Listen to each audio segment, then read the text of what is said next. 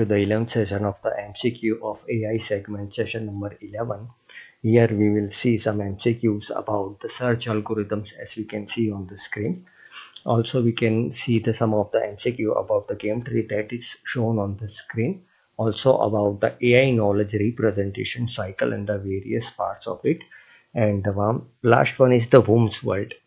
Let's start with the MCQ of them. So the first question is, which is identical to the closed list graph search, and the correct answer is transposition table. And the algorithm chart you can see about in detail. Next question, which function is used to calculate the feasibility of the whole game? The correct answer is evolution function. So the evolution function is used to calculate the feasibility of the whole game tree. The whole game tree chart can be seen over here. Next question. Knowledge and reasoning also play the crucial role in the dealing with the environment. The correct answer is partially observable. So the knowledge and reasoning also play a crucial role in dealing with environment, partially observable. And the knowledge life cycle we can see next to the options in the chart in the screen.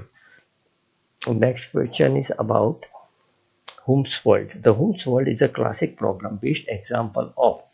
The correct answer is reasoning with knowledge.